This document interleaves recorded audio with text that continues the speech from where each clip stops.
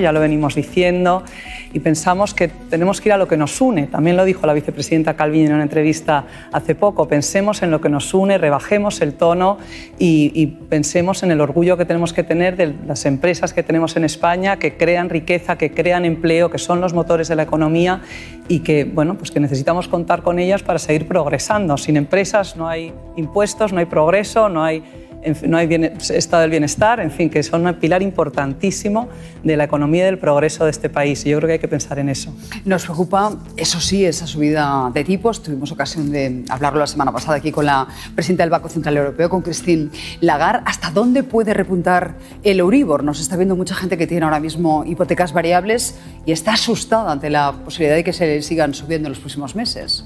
Los tipos van a seguir subiendo, lo dijo aquí mismo Christine Lagarde la semana pasada, una entrevista fantástica que le hiciste. Los tipos van a seguir subiendo, es la forma que tenemos para matar la inflación, para bajar la inflación. La inflación es un impuesto enorme que pagan todas las familias españolas, europeas en este momento, y el principal objetivo del Banco Central Europeo es ese. Entonces la fórmula para hacerlo es subir los tipos de interés, enfriar la economía y lograr que la inflación pues, no siga costándonos tanto día a día, ¿no?, a las familias.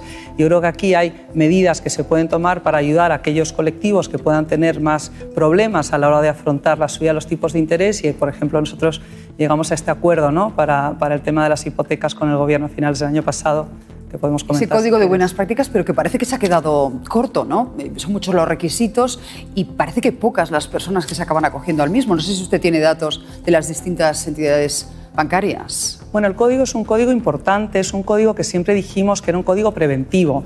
La tasa de mora hoy en día sigue estando en mínimos, tanto en España como en Europa, con lo cual con la tasa de mora en mínimos es lógico que no haya muchas peticiones todavía, ¿no?, para entrar en el código y para pedir estas medidas.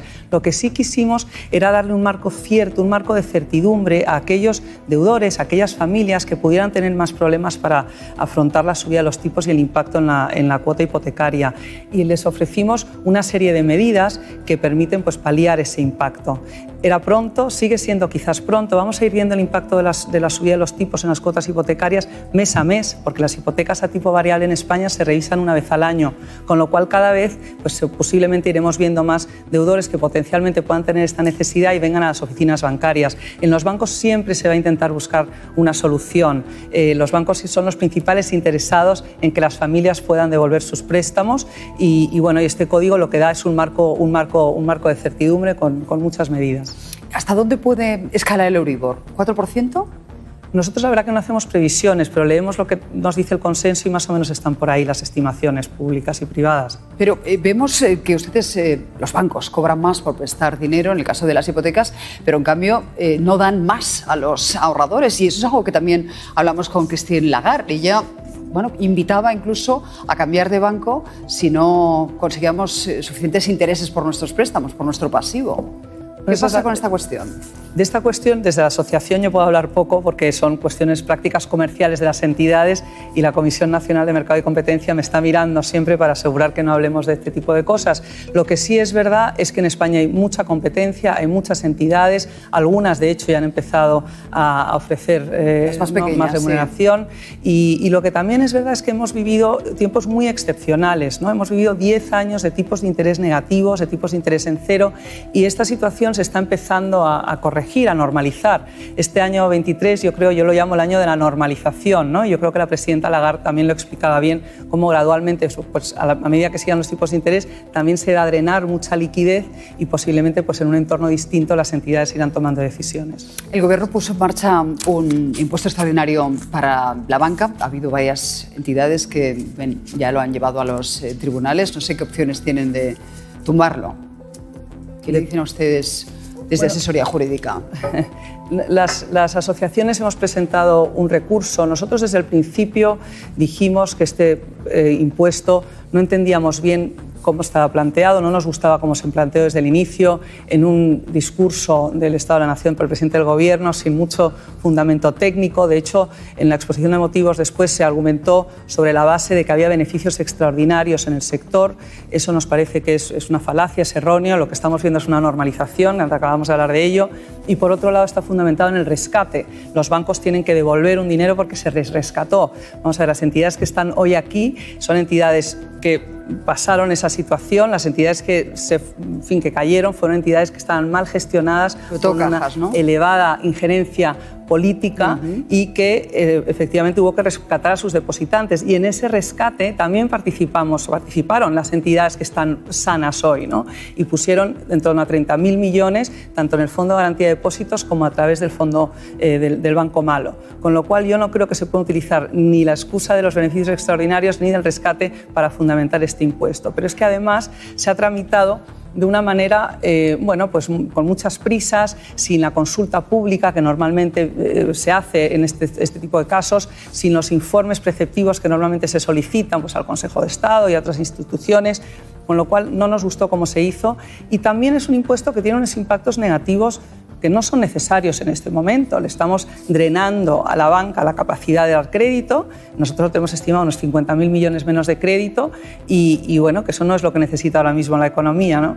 Y finalmente, pues recordar también que las entidades financieras en España pagan muchos impuestos y el 51% de los beneficios de las entidades van a pagar impuestos. Esto es el nivel máximo que hay en Europa, no hay otro país salvo Francia que está en ese nivel, y eso sin contar con el gravamen nuevo. Ya con el impuesto nuevo vamos a ser, bueno, líderes por mucho, ¿no? En cuanto al impuesto, los impuestos que pagan los bancos. También pone Podemos el grito en el cielo por las remuneraciones de algunos de sus directivos y bueno, pues, los resultados de varios bancos que hemos conocido en los últimos meses, BBVA, Santander. ¿Qué responde usted a eso? Bueno, aquí son dos cosas, ¿no? Una cosa son las remuneraciones.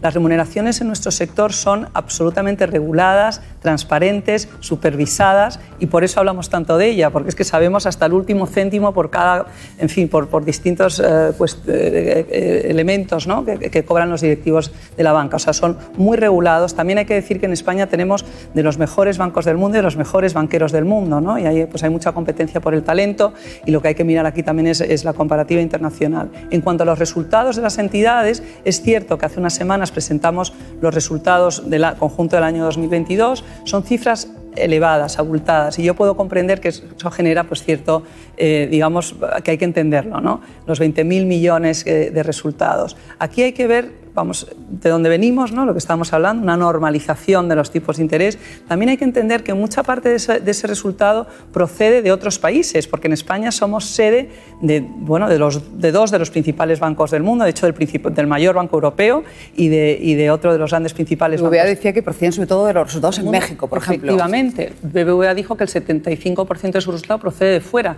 y Santander el 85% del resultado procede de fuera, con lo cual de esa cifra grande hay mucho que procede de otros mercados, porque tenemos bancos potentes, bancos muy internacionales. Pero además tenemos que ver dónde va ese resultado. Ese resultado al final va primero a generar capital, que es lo que necesitamos para poder seguir prestando a futuro. O sea, necesitamos tener bancos rentables para que sean solventes y sigan prestando a futuro. Y luego también va a retribuir a los accionistas. Y en España los accionistas de bancos no son 3 o 4 grandes fondos, son 5,6 millones de accionistas minoritarios que del dividendo obtienen una parte de su renta, un complemento a su renta. Esto es muy importante. Y en tercer lugar, o sea, capital, retribución a los accionistas, y en tercer lugar, impuestos. Ya te decía que en España los bancos pagan más impuestos que en otros países, ¿no? Entonces yo creo que esta cuestión de los beneficios hay que entenderla así.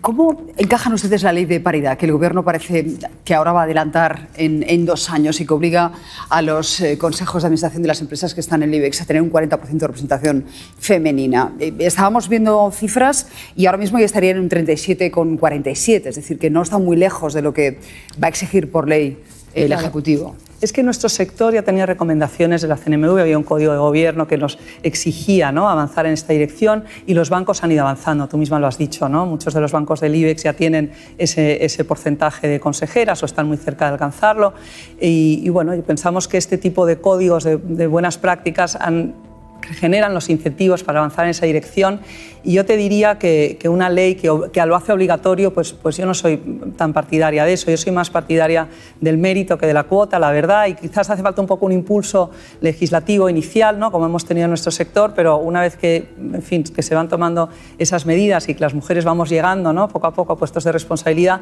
pues yo lo que haría sería centrarme más en eliminar obstáculos, en formar a las mujeres, en ayudar, ¿no?, y haría una agenda más proactiva en ese sentido. Que usted no es muy partidaria ni de cuotas ni de listas cremallera, pero en este caso es una transposición de una directiva europea a la que antes o después estábamos obligados.